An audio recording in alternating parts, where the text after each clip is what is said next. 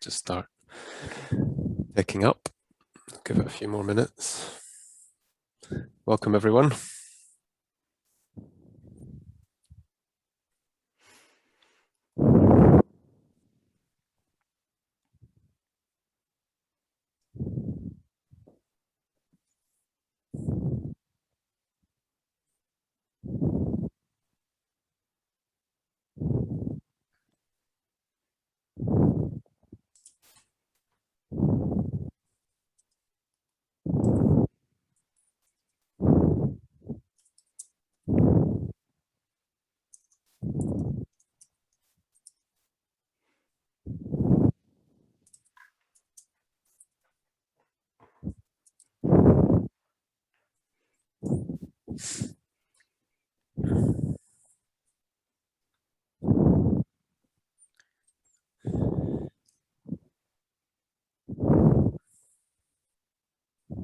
And Kat will be using the Q&A function, but I'll ask audience members they can write their questions as we go along, but we'll do the Q&A towards the end.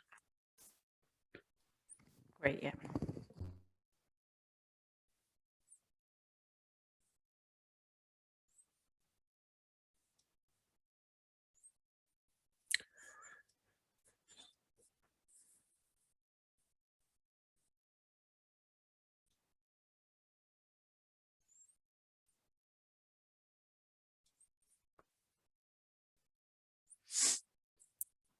I'm just going to give another minute or two for other folk to join us. We've got 35 participants at the moment, but I think we had over 80 registered, so we'll just give it a couple more minutes.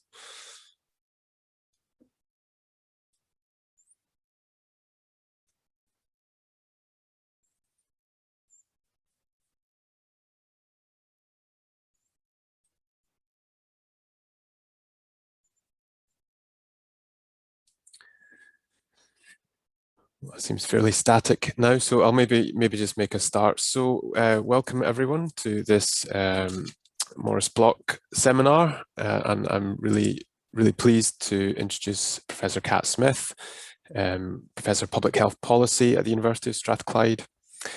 Kat's principal research interests are the dynamics of policy change and the relationships between evidence, expertise, policy and practice, particularly for public health and inequalities. She's currently involved in several ESRC and UK PRP funded projects exploring these issues. She's also a co-editor of the Evidence and Policy Journal. Her book, The Impact Agenda, published last year, provided a critical review of the UK's approach to incentivising and measuring research impact. And she also has a new book co-authored with Claire Bambra and Julia Lynch called The Unequal Pandemic, COVID-19 and Health Inequalities, which is coming out just next month. So thank you, Kat. I will hand over to you. Great. Thanks very much, David. Thanks for the invitation, and thanks to everyone for giving up their time to join this seminar. So yeah, the focus of the talk is on understanding public perspectives on health inequalities, and there have been a huge amount of people involved in this research in various ways. So I'm not going to read out all of their names, but there's people who helped with the citizens' juries and with the analysis, and there are people who've contributed expert opinion and so on, which some of whom I know are on this call and some of whom I'll refer to later on. So the talk today is situated in at the kind of intersection of two of my main research interests. So one is who influences policies that impact on health and how do they influence them. When I wrote that first book in 2013, one of the things that I concluded about a lot of the efforts to get evidence into policy around health inequalities was that there had been a lack of public engagement and a lack of I guess empirical research to understand what the public felt about health inequalities.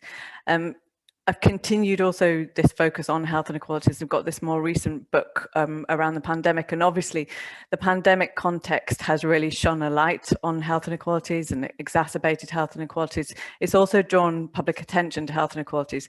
So the research that I'm drawing on today was undertaken prior to the pandemic. I'll try and reflect a little bit at the end on, or we can pick it up in questions in terms of how things might have changed in the context of the pandemic. So I guess the wider context is that health inequalities continue to grow, or at least not decline. They're kind of up and down, but generally it's not a positive picture in terms of efforts to reduce health inequalities. And that's been picked up over time in the news media.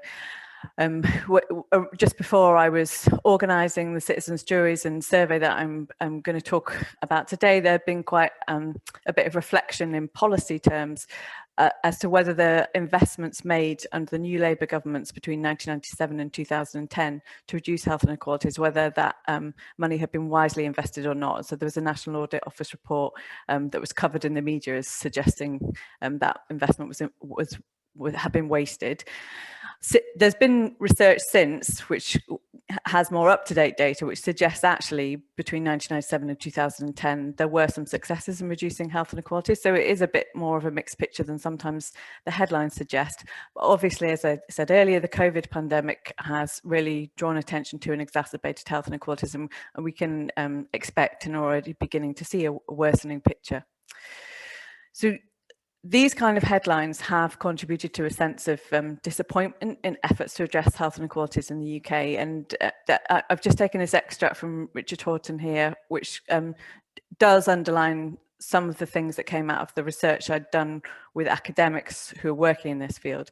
So he said that the defeat of health inequality is an important goal of public health. But although there is this broad consensus, especially since inequalities are deepening, there's little progress being made in creating that elusively fairer society. Experts in health inequalities have successfully drawn attention to the social determinants of health, and that was very clear in my earlier work. But the explanatory power of social determinants of health has not fully translated into an actionable manifesto. That disappointing reality should be inviting some difficult questions about what inequalities mean to our society, why advocacy for their defeat has failed, and what we should be doing differently in light of these failures. And I guess my research, and my particular interest in what the public think about health inequalities, is really situated in that context. So because of this interest in how policy is responding to health inequalities and how researchers have sought to influence that, one of the things that I kind of gathered in my earlier interviews, which I did a PhD back in 2008, that's when I completed it. So when I did that earlier PhD work, I'd got the sense from health inequalities researchers that they had some broad ideas about how policy should respond, but it wasn't very specific. So subsequently did a survey-based study with a colleague called Moore, where we were specifically asking researchers what they thought policy responses to health inequality should be, what they felt the evidence suggested, and what they thought would be most likely to be successful. So there were some interesting findings in that paper in terms of the responses being different if you asked for expert opinion versus if you asked for their sense of where the evidence was strong or not. But the key thing that I want to focus on for this paper was that it demonstrated this kind of consensus that health inequalities researchers working in the UK broadly tend to think that more upstream macroeconomic policies are likely to have a bigger impact on reducing health inequalities than changes intended to achieve behavioural change. So these are the kind of top ranking policy proposals. I'm not going to go into the detail of those, but it's just that broad kind of spectrum, and the fact that support for more upstream macroeconomic policies was stronger is the key point to take from that research. Then if I return to the work that I did earlier, kind of exploring in a more qualitative way efforts to influence policies around health inequalities, some of the key findings there were that most of the well-known research-informed ideas about health inequalities had travelled into policy. And by that, I mean policymakers were aware of the key kind of research being done on health inequalities. So it wasn't a lack of understanding. Ideas around lifestyle behaviours and the role of health services had achieved persistent policy traction and influence well beyond the level that research would support, whereas ideas around material structural changes, redistribution of wealth and so on, had influenced rhetoric but struggled to move beyond that. And then some ideas, psychosocial ideas in particular, had become fractured during their journey, which meant only certain bits of those ideas had travelled into policy, and the more structural dimensions of those ideas had kind of been dropped along the way. So in the book, I argue that this relates to different kind of idea types. And so I say the way that certain ideas are institutionalized kind of prevents other ideas from traveling into policy. And then some ideas, like psychosocial ideas, I call chameleonic ideas. So they're easily malleable ideas, they're easy to change, and that's part of what makes them successful, but also limits their influence. But another key aspect of this finding, of this earlier research, was that there was a perceived lack of public support for policies. So one of the things that seemed to filter out or limit the influence of more material structural ideas around health inequalities was a sense that the public wouldn't support those kind of policy responses. So here's just a couple of extracts demonstrating that from different perspectives. So a policy advisor interviewed in 2011 saying, even if all the evidence said we must do this, but then again, if there's a whole opinion, national public opinion saying, well, actually, no, we disagree with this approach, as an MP, you would have to, obviously, you'd have to weigh that in.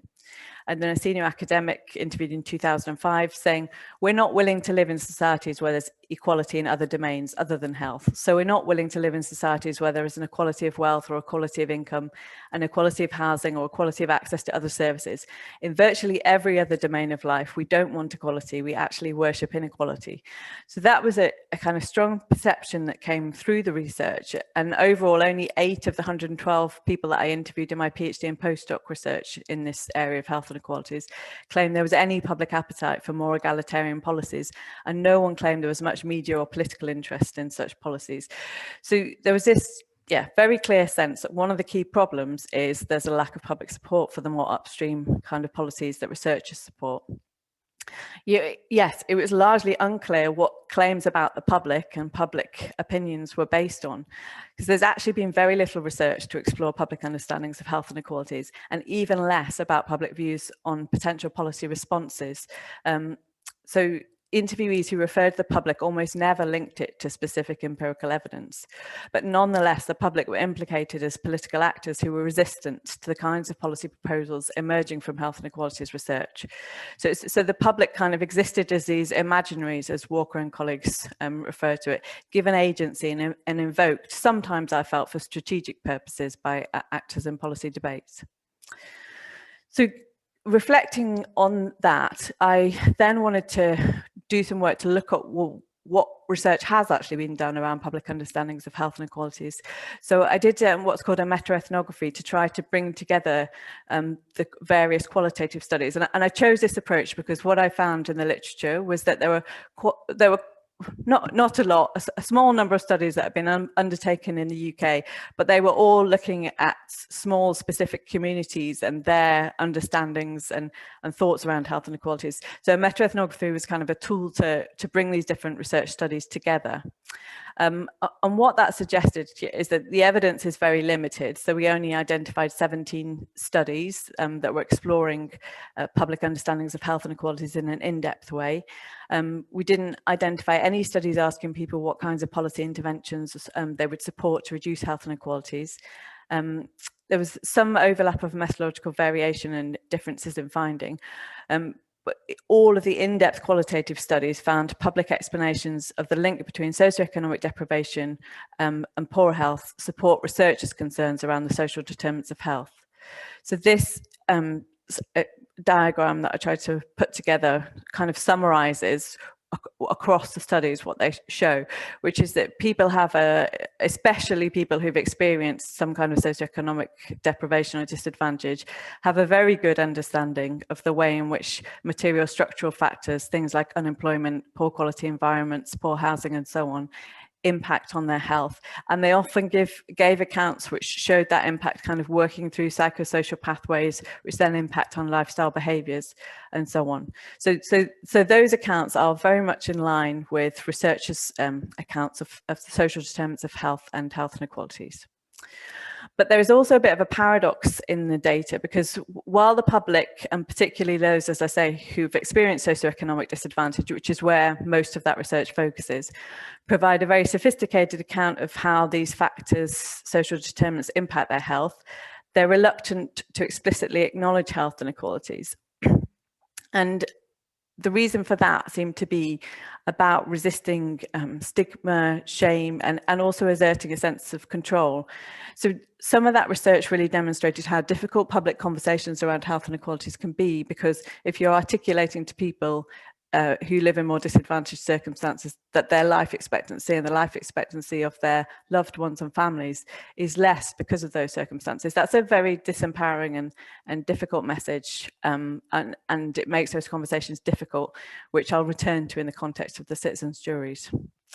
So I think it means we need to think very carefully around the impact of public engagement on health inequalities. And this came across particularly strongly in a study by Valerie McKenzie and colleagues that was undertaken in Scotland, where this participants talking about picking up a newspaper, reading about life expectancy differences between London and Scotland, and feeling, you can see in this quotation here that they kind of, the experience of reading about that is feeling that you are being kind of kicked even more. So nearly every day I'm picking this paper up, a newspaper, I'm reading about life expectancy with me compared to maybe staying down in London, and they're absolutely kicking you in every way they can. Like, and if you're in a poor area, you'll always be in a poor area. Nobody's going to try and help you out. But if you're in an affluent area, to hell with the rest. So that does make these conversations very difficult.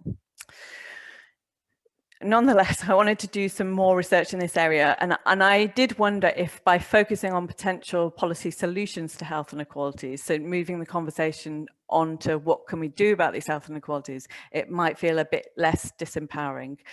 So I just took this new research and with support from the Leverhulme Trust, where we did a representative national survey and a series of 3 citizens' juries. And the juries took place in Glasgow, Liverpool and Manchester, and the research was all done in 2016, July 2016. So to cast your mind back, that was shortly after the EU referendum result. And the kind of main questions we wanted to address were to what extent members of the British public recognise health inequalities as a problem, what they believe the causes of health inequalities are, whether they support research-informed policy proposals for addressing health inequalities, where they feel responsibility for health inequalities sits, and what types of wider ideas and discourses do these constructions and understandings draw upon. That 5th question has kind of been added in the context of what emerged from the data, but the first 4 were the kind of driving questions. And just to say, I'm going to focus more on the data around solutions, but I'll say a little bit around the people's sense of the problem. So the headline findings for the National Sample Survey, which Opinium administered, and we had, it was in a kind of core sample of 1,540, but then we had boosters for the 3 cities we were doing the juries in. So the final sample was 1,717. The results suggested that around 70% of people were aware richer people live longer, but most people do not seem to think that poor people are more likely to experience key non-communicable diseases, mental health or accidents. So those 2 bits of the data don't seem to sit very well together and raise some interesting questions. What was really interesting to me from this data is that it was surprisingly similar to a survey undertaken in 1997, which Sally McIntyre and colleagues analysed. So public recognition of health inequalities didn't appear to have increased really since 1997, not in that kind of big picture sense. I'm going to focus, as I said, more on the data around public views of potential policy responses and solutions to health inequalities.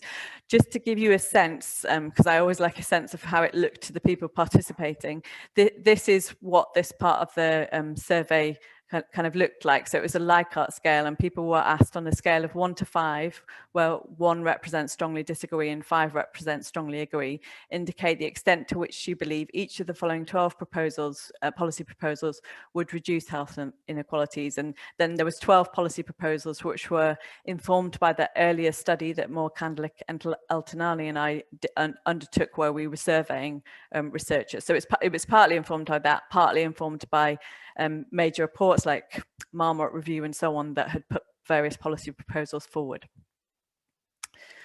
So for the analysis, we then grouped those proposals, and for this, we've used Whitehead's 2007 typology. So she categorizes policy responses into 4 types. One's that's aimed at strengthening individuals, one's aimed at strengthening communities, one's aiming at improving living and working conditions, and category 4, which is promoting healthy macro policies, often more economic policies. None of the proposals that we put forward fell in category 2, strengthening communities, which I think is interesting in itself and suggests that there is a lack of research-informed policy proposals emerging from health and equalities research in category 2, but there were plenty in category 1, 3 and 4. So I'm first of all just going to say a little bit about the results from the national survey. So here we've got these 3 categories: strengthening individuals, improving living and working conditions, and promoting healthy macro policies. And you can see the more specific policy proposals listed there. The ones in italics are ones that the jury members suggested themselves, so that they came from them rather than from us. You can see like there's fairly good support for all of these policy proposals. The support is greatest for spending more money on the NHS and GP services, but there isn't a kind of, beyond that, there isn't a very clear variation by category type, so between 1, 3 and 4. But you can look at these data in different ways, but I think a key thing is that most respondents supported all of the research-informed policy proposals included in the survey. So from things like increasing the minimum wage and introducing higher taxes for richer people did get relatively strong support that was definitely out of kilter with the perceptions that had come from researchers and policymakers in my earlier research. So I'm now going to compare that with the data from the citizens' juries, because in some ways I find the data from the citizens' juries more insightful, because as well as their individual responses, we asked them to discuss the proposals, and they also participated in a collective voting exercise at the end of the 2 days. So the juries took place in July 2016 in Glasgow, Manchester and Liverpool.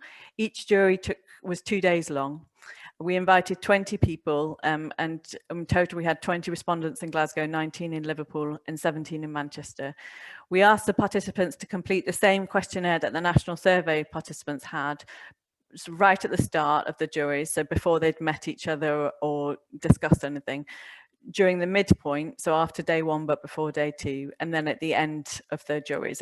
And then we also had this collective voting exercise. So we were asking them to respond to the potential solutions in 3 different ways. Support was greatest overall, but by a few different measures, and the data are complicated. But if you kind of look at the data collectively, support was greatest for category 3 type proposals. So you can see some examples of that here.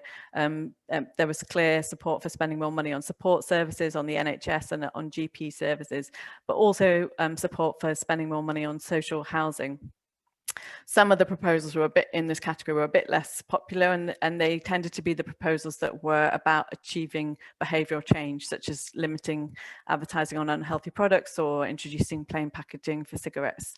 So in the middle here, you've got their kind of the support from the citizens' juries individually based on their questionnaires, and you can see that changing over time. Not massive changes, but some changes. And then on the right hand side, you've got the rank position in the group voting exercise. So they had 2 rounds of group voting, and this was the final rank position. So 1 was top, and then the higher number means they were lower down. So I then contrasted category 1 and category 4, which in some ways I feel the responses to these 2 category types are surprisingly similar. So they're quite a mixed picture. There's quite a lot of support, particularly for category 1, from the individual responses. But then when you move to the collective voting, the support seems stronger for the category 4 proposals and less strong for the category 1 proposals. And that, I guess, I mean, that would be predicted by research, political science research and so on, that people tend to favour more collective responses to issues when they're working in a collective way, and more individual responses when they're working in an individual way. So that might be what we expected. This is just to give you an example of what the collective voting kind of looked like. So they had the proposals up on a sticky board, and everybody had individual dots that they could vote with. The green and the red indicate the 2 different rounds of voting, and then we moved things around depending on where the voting had got to show you the top 5 proposals from each jury, and you can see that they were different. So Glasgow had closing tax loopholes, which was their own suggestion, increasing national minimum wage, introduced higher taxes for rich people, and they had an interesting discussion in Glasgow about what rich people mean, which I'll come on to. Reduce the price of healthy products, which is again their own suggestion, provide more support for people seeking jobs. Manchester had some similar economic policies, but also spend more on the NHS, invest more in social housing. Liverpool was a bit different because their top proposal was spend more money on the NHS, but they still had some of these economic policies in there, like increase the national minimum wage, and theirs was more employment focused. So provide more support for people seeking jobs, and ban 0-hour contracts, one of their suggestions, were also in there, as well as spend more money on GP services. So this is just a summary, because I've mentioned, and you saw there, that they were allowed to make their own proposals in addition to those that we'd presented them with. And here's a breakdown of some of the additional proposals that they put forward. You can see there's quite a lot in category 3 and 4. There's also some that didn't fit any categories. So tackling stereotyping of people in poverty, for example, came up, as did legalising drugs, avoiding conflicts of interest in government. So some really interesting proposals that seem maybe a bit further away from health and equalities research than we might have expected. I'm now just going to give a little bit more insight, drawing on the qualitative data in particular, to some what I'm calling archetypal policy proposals in each type, starting with category 1 type proposals. So in category 1, an archetypal policy proposal is providing the public with more health information. So basically a health promotion, health education approach. And this proposal was popular and rarely contested. And it was more popular in the qualitative discussions than you might have thought based on the quantitative results. But what was interesting in these qualitative discussions, in terms of part of the reason that this idea seemed to achieve consensus, was that people seemed to interpret it quite differently. So for some people, it was very much health promotion that explained to people that, you know, taking your kids to McDonald's isn't good, and that you could spend that same money buying fresh fruit and veg, and that would be much better for you. And if you do that, then that's kind of job done, really. But other people who were supportive of the idea of providing the public with more health information picked up on this general idea of education, and their framing was much more fundamental around, we need to have better education systems. And so you see this quotation here. So this person saying, I agree with that, because it talks about education. And then later, education, it underpins everything else. It underpins everything we do. It informs our choices. It explains your actions. It does everything. And unless you have it, you don't really have much. But for that person, they were really talking about a fundamental investment in the education system. So that, I think, underlines the sense that these policy proposals, although we were quite clear in our mind what they were, participants had some very different views about each proposal.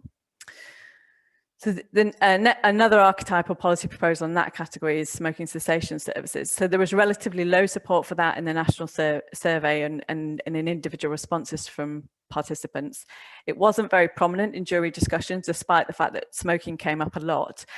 Where it was referred to, participants questioned its potential impact, and it was usually drawing on personal experiences, either their own or they've got loved ones, friends and so on, who tried to quit and hadn't found smoking cessation services to work particularly effectively. So that's just an example of this. So that this idea tended to get dismissed.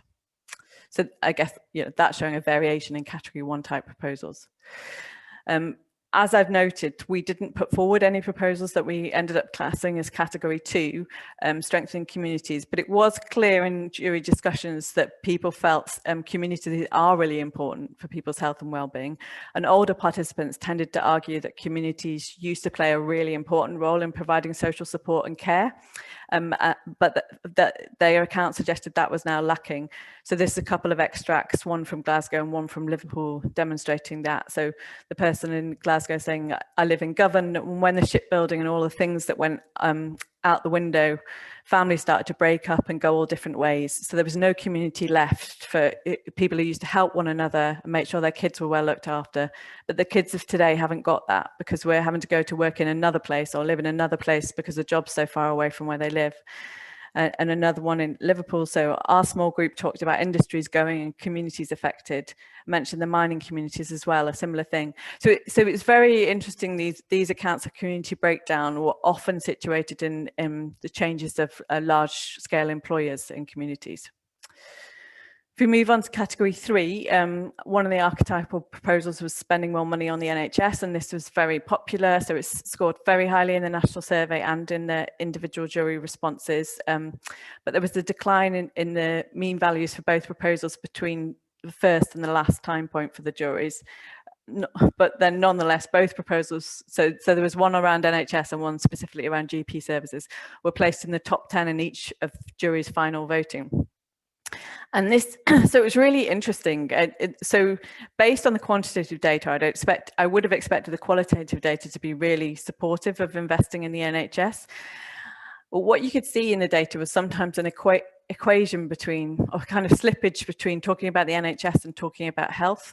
So from this extract here, this participant says, I think NHS is top, because other than family and friends, your health is the most important thing. So the account is really kind of saying NHS is top because health is top. But actually, when the participant discussions got into the details of investing in the NHS, there was quite a lot of pushback on this idea, often because there was concern that maybe resources weren't being managed as effectively as they could be. So you can see that here. We could probably do it more, invest in the NHS, but I think there's more than enough there, or there's nearly enough there, I should say, but we're constantly mopping up a bath that's flooding instead of turning the tap off. So there was also this sense that we need to shift focus away from a health service, curative service, and towards more preventative approaches, very much in line with research and policy views. On social housing, that was also strongly supported by national survey respondents and jury members in their individual questionnaires. Jury support increased slightly over time. It was also included in the top 10 proposals of all 3 juries in the final group voting. Discussions around social housing were often quite poignant. So here you see someone saying a lot of damp houses and houses that are not really suitable for people or families. So if you're subjected to a lot of that and a lot of poverty, it's like a vicious cycle, really.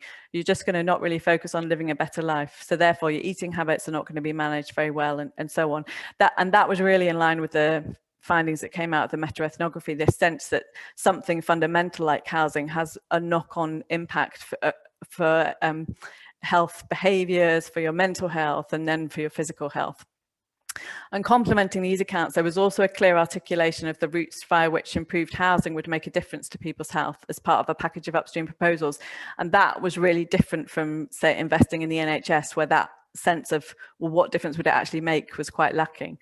So here, this person saying, maybe we should think about starting really from the bottom and working up. So before we provide more jobs for people, making sure the national minimum wage is increased, before we stop people from smoking, let's make sure they've got more money for social housing so they're happier. So they're happier, they're taking on a new outlook on things to stop them from being unhealthy. So that sense of everything being connected there.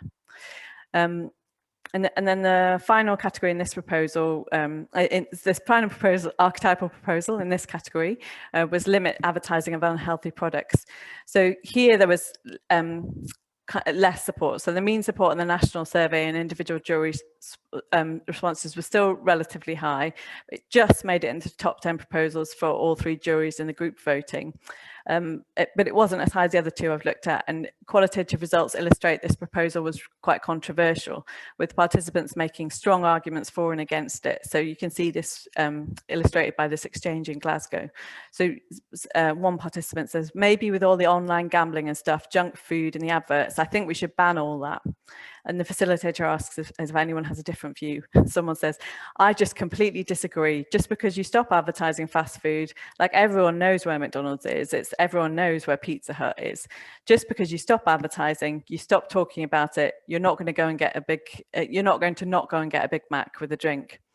And then, so someone comes back and says, well, I mean, I was thinking like somebody may be watching something on the TV and something pops up and it just puts the idea in your head. Whereas if you didn't see that in the first place, and someone says, but it's the same thing as if you're in town, you walk past it, you're in town, you walk past it, you smell it, you'll probably go in, you drive past it, you're like, yeah, I'm right in the mood. Same with drink.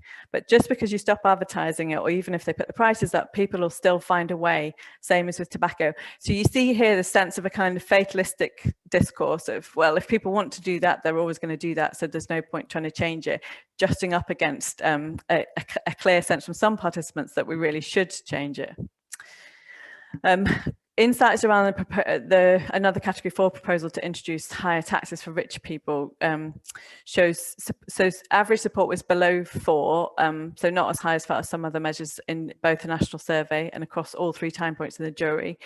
Over 50% of participants either agreed or strongly agreed with the proposal, and it did feature in the top 10 proposals of 2 of the juries in the group voting. So it's a bit of a mixed picture around this introducing higher taxes, and it was clearly contested.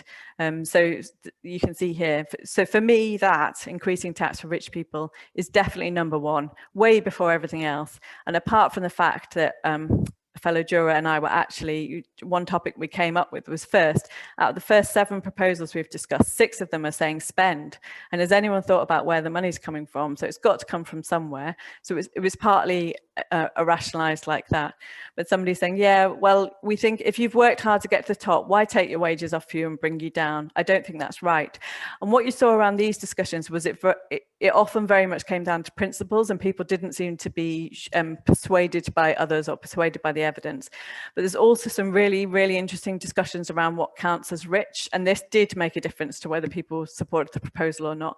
So in Glasgow, there was a participant member who was quite vocal proposed that rich is not really 100,000, it's at least 200,000, and they set their threshold that way. But in our ethnographic observations, we captured a group of 3 women who were really unhappy with that and disputing that and saying, you know, 50,000 is rich. So you can see there's really different perceptions of what counted as rich in there, and how that impacted on their sense of support for this proposal. The final one I'm going to look at in a bit more depth is a category 4 proposal of increasing the price of unhealthy products. So that achieved the 2nd lowest score of any proposal in the national sample, and mean support below 4 across all time points for the juries.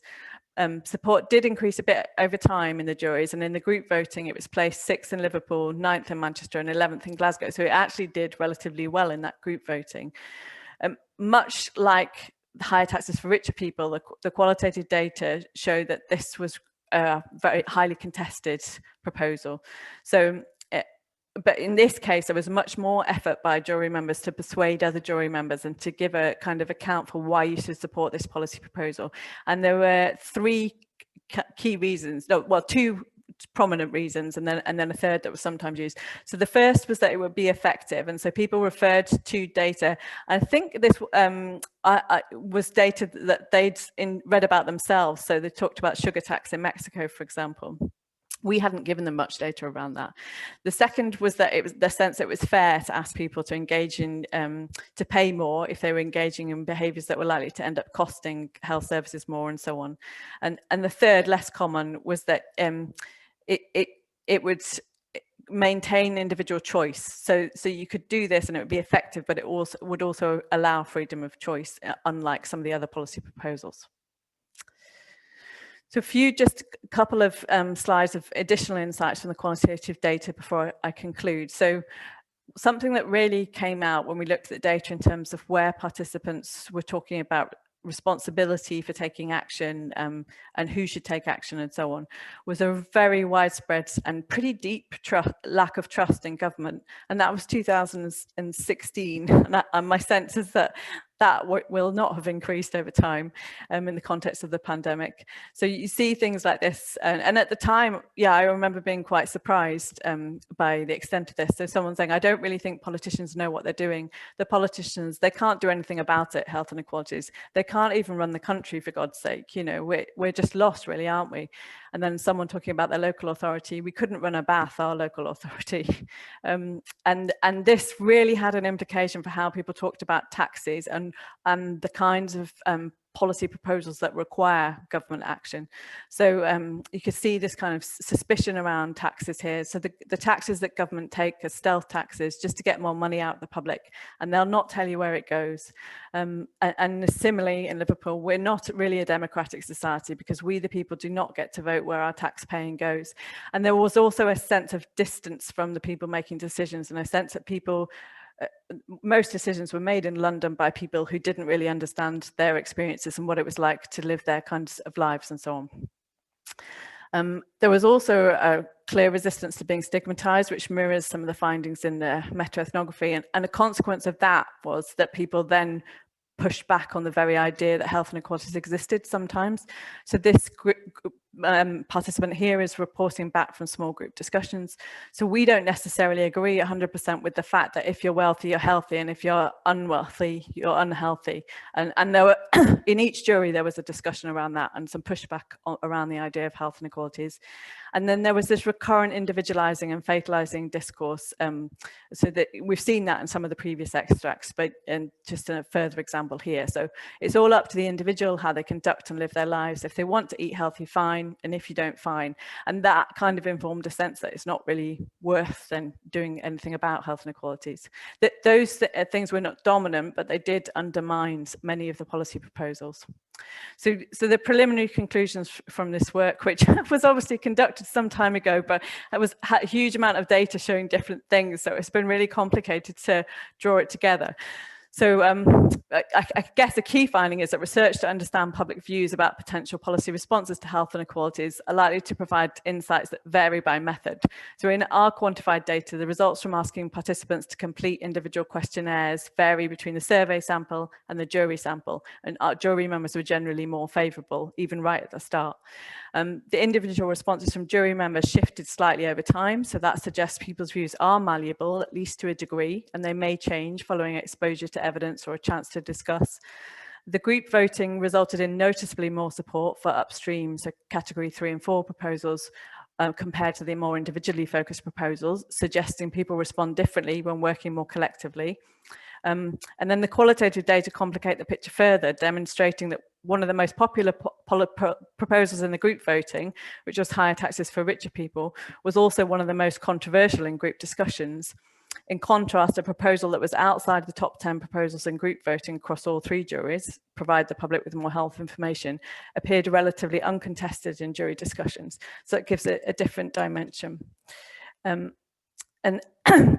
And then we have some conclusions that are kind of thinking what the implications of our research are.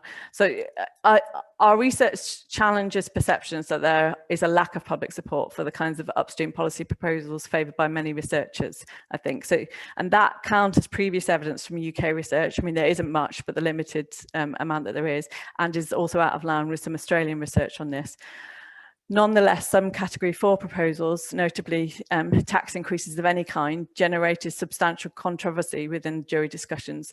And our analysis suggests that's occurred as a result of 3 intersecting factors. First, this resistance to ideas experienced as disempowering, which at times included the very idea that health inequalities exist. Second, the existence of individual and fatalistic discourses that run counter to ideas that health inequalities can or should be reduced via upstream policy changes.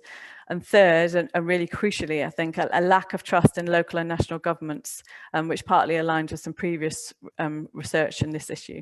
This has really important implications for those of us seeking to promote evidence-informed policy responses to health inequalities, because it suggests that efforts to better communicate patterns and causes of health inequalities may make little difference to public support without additional work to address these broader challenges around trust in local and national governments and different kind of discourses that shape how people respond to policy proposals.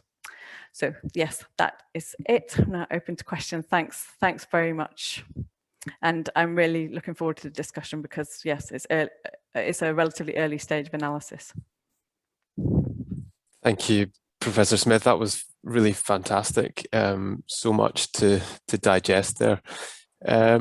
We've got a couple of questions already, and if anyone else has more, please add them to the Q&A.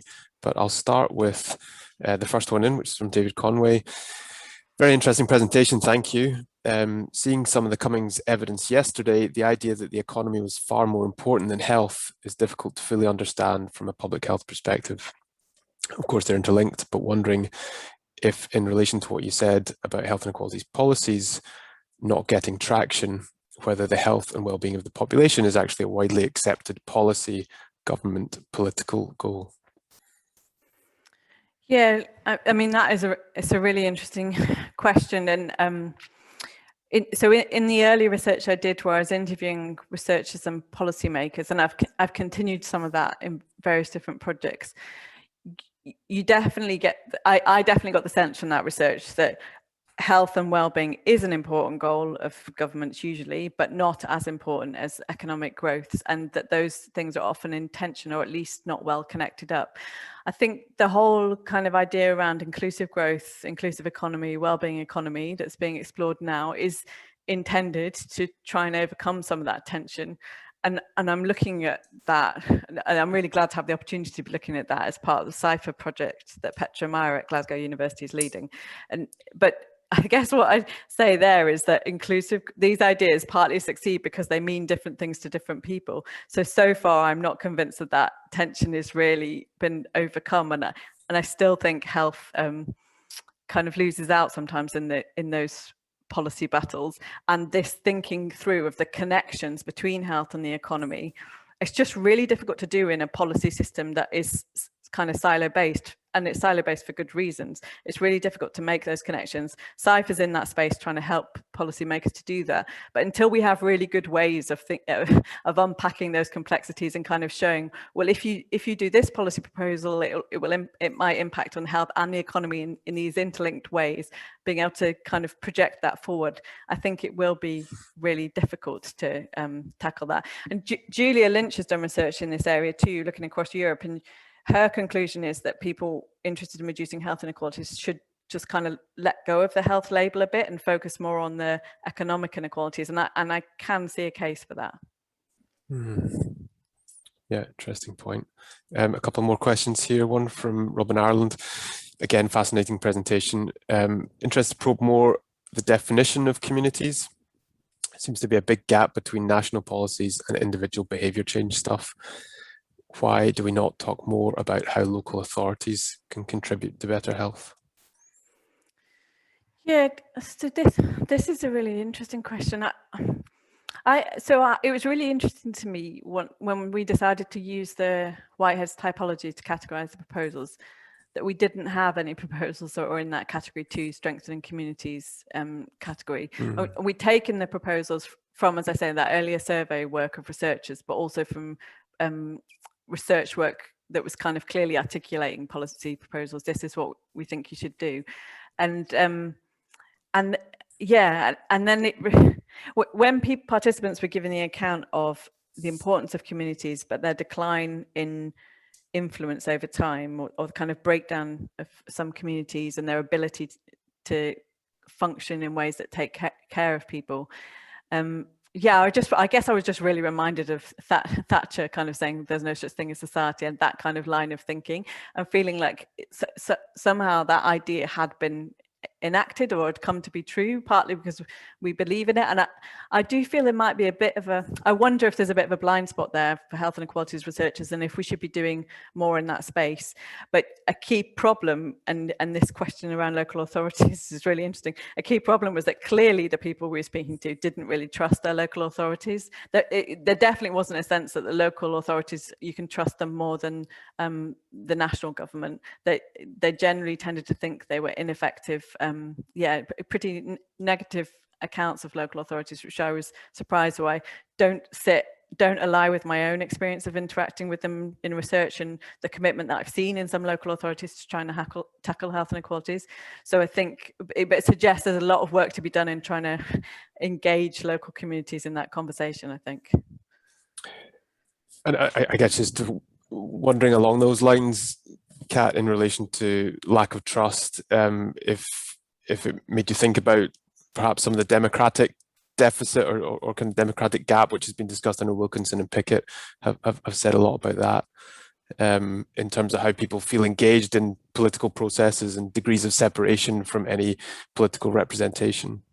Yeah, it really did make me think about that a lot, and also the work that David Walsh, who I know is on this call, and others have done in terms of the political attack kind of thesis around excess mortality in Glasgow and Scotland, because it was very clear that people in all three juries talked about how distant policymakers were from them, how different they were from them. That was partly geographical distance. There was this kind of, London metropolitan elite. There was a bit of that, but it was also kind of socioeconomically the kind of jobs people had, the kind of lives that they'd led, their experience of housing or lack of experience of having to deal with difficult landlords and so on.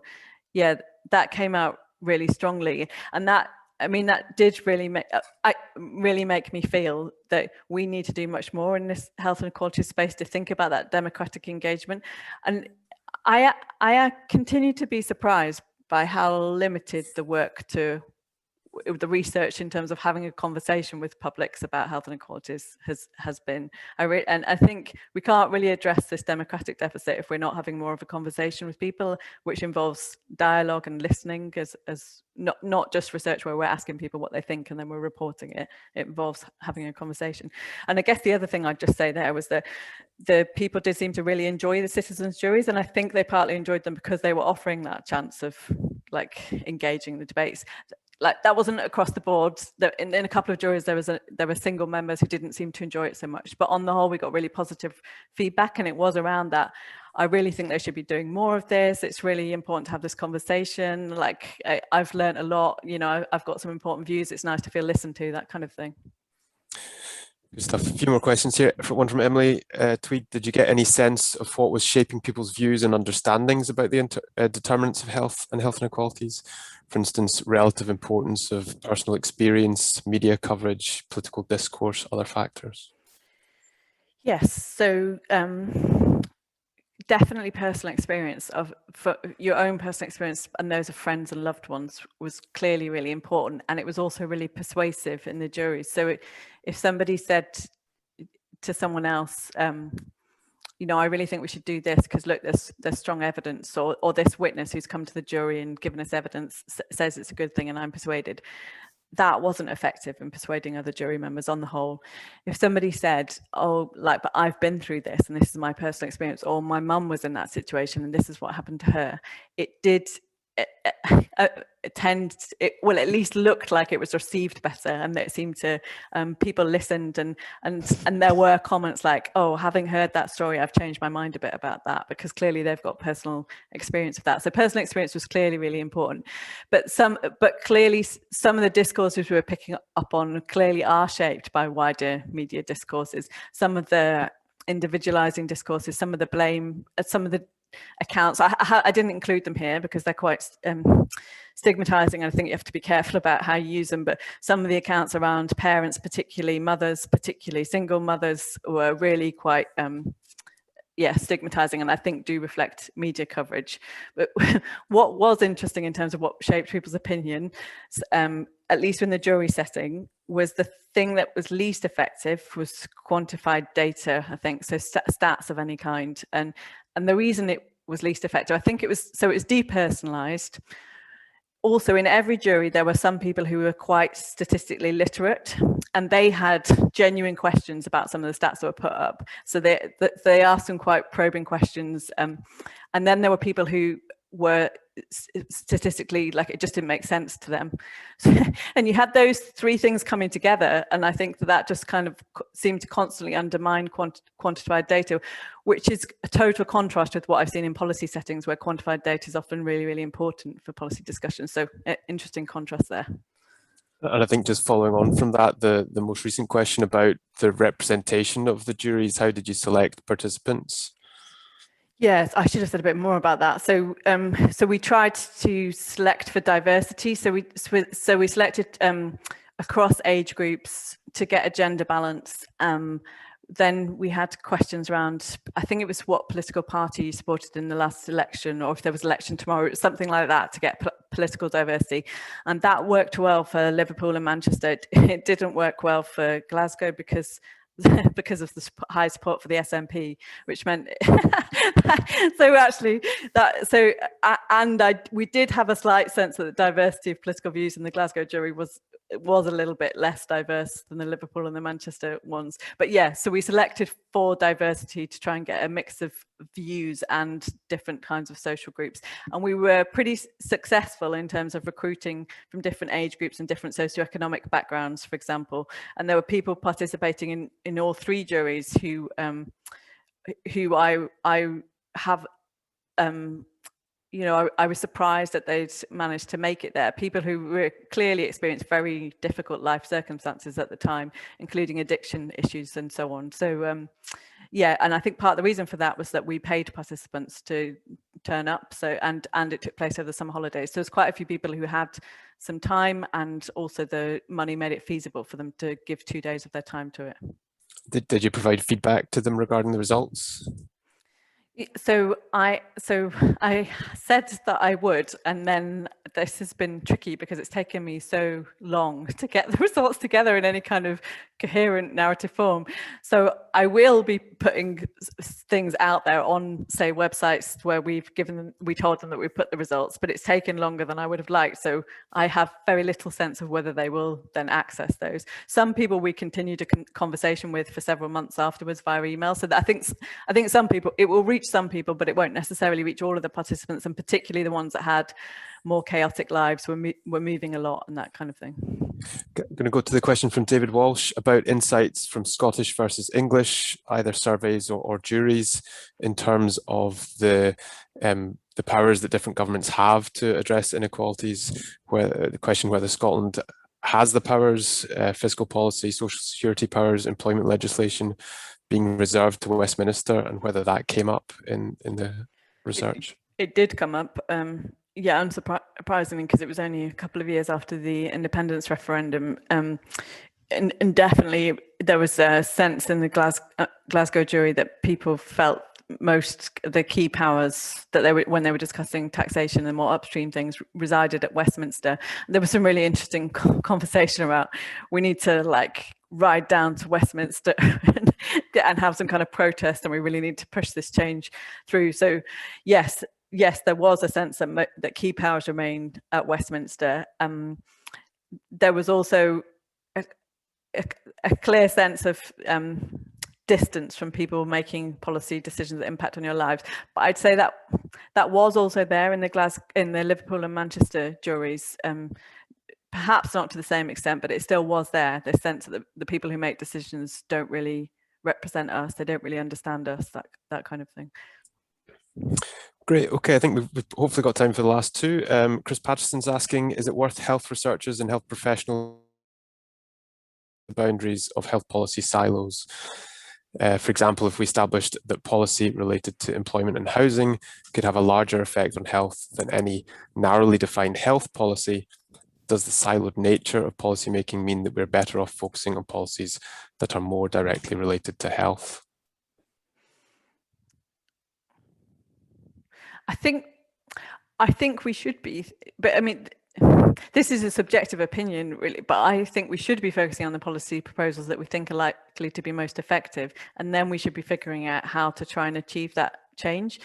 And where it comes to things like employment policy, so if we take that as an example, it is very easy to criticize policymakers for working in silos, but I think we as researchers also work in silos. So there's lots of people doing research on housing policy, and then there's people doing work on health policy, but that links to housing or employment. We should be trying to make those links across the research side as well as the policy side. And I think if we make the links better on the research side, it will help those conversations on the policy side. So my sense is that we should focus on what we think is likely to be most effective, not not where it's easiest to have impact, because I think that can have the unintended consequence of making things worse in a way. Okay, question from Hamish Foster. Do you think if we don't influence how people vote, think about policy, then more evidence for policy is unlikely to have any impact? Or do you think we can still try and influence policy with evidence? Also, was your work done prior to the sugar levy in the UK and minimum unit pricing in Scotland? If so, I wonder if you might get different results now. So I think for some, yeah, that's an interesting question. So I think on some specific policy proposals, it is likely you'd get different results now, depending on what's happened and how things have played out. Because we do know when you introduce things like, new laws like banning smoking in public places, that it does, but that public opinion does change and sometimes shifts quite far over in relatively short periods of time. So I think on specific policy proposals, there would be a difference. But in terms of whether we should influence how people vote, think about policy, yeah, so then is evidence unlikely to have an impact? I don't think evidence is unlikely to have an impact, but I think we have to think really carefully about how evidence has an impact, what kinds of evidence have an impact, what kinds of evidence are persuasive. And I feel, but this comes partly from the jury's experience, but partly it's personal subjective opinion, but I feel it's really important not to be preachy and dogmatic and kind of telling people what to do, but to be doing this in a way that's a conversation, a dialogue, and you're listening to people at the same time, because I think that's more effective and it goes down better, but it also works better in a context in which people are a bit suspicious or lacking in trust, and some of that may have changed in the context of the pandemic, but I do wonder, I think it'll be really interesting to see how public health expertise fares post-pandemic, because it's just had such a massive spotlight on it in a way that it clearly hadn't when I was doing this research. That's great. It is 1 o'clock, so if anyone needs to leave now, feel free to. I put the link for the next Morris Block seminar, which is on the 8th of June, in the chat. Helen Gilmore's asking, is there a link to read the report that you could share? I guess you've summarised lots of different research, so that main research in terms of the survey and the citizens' juries, I've just finished writing up. It's just with a few of those co-authors, collaborators listed at the front, and I'll be submitting it later this month. So once it's submitted, I'm happy to share it to with people individually. If anyone's particularly interested, if they email me, I'm happy to send them a draft copy. Okay, thanks. Have you got time for one more? Yeah, yep. Yeah, so we've got last question in is, again, thank you for a wonderful presentation and talking about the importance of community emphasised within the medical school here as a determinant of health, as something that doctors should be more aware of, engaging with. But she feels they're still not realising this potential in terms of supporting communities, particularly given the sort of the trusted position that health professionals hold. What can we do to strengthen our communities? Yeah, that's a really good question. I'd really like to see more research in this area. I mean, I felt like in addition to the high support the UK public clearly have for the NHS generally, and sometimes a sense that when people talk about the NHS and health, those two things sometimes conflate. I think the support that there was for having more GPs, and particularly having more GPs in communities with higher health needs and higher deprivation, did partly reflect this sense that GPs play an important role in the communities. So that came to the citizens' juries discussion. And then I think in current policy discussion, there's a lot of talk around anchor institutions and seeing hospitals as large healthcare institutions as anchor institutions in the community. I think that's an interesting idea. So I don't have like a great answer to this, but I think that we should be doing more research in this space around communities, definitely. And there's some interesting ideas emerging at the moment. Yeah, we had a conference yesterday afternoon about the 50th anniversary of the inverse care law. So I was curious if when participants mentioned strengthening NHS, strengthening GP practice, if they were taking that notion of proportionate universalism into account. Yeah, they were very much. I mean, partly because they had a presentation from Graham Watt, so they heard about the Deep End project, and that clearly they were clearly really persuaded by that. And it was interesting because I think they were persuaded by what Graham was saying, but they were also persuaded by the fact that he was a doctor. Like that made a difference to their accounts in terms of how he came across compared to some of the other experts they heard from. So yes. Fantastic. Professor Smith, thank you so much again. Virtual round of applause as always with these things. I wish we could keep it going and chat beyond the hour that we have, but I just, yeah, fantastic stuff. And thanks again for your time, particularly in the context of a 4 o'clock wake up from your daughter this morning. So really do appreciate it. Thanks so much for the invitation, and thanks for all the great questions. Like, really appreciate it. Absolutely. Okay, until next time. Right, take care. Take Bye. care. Bye.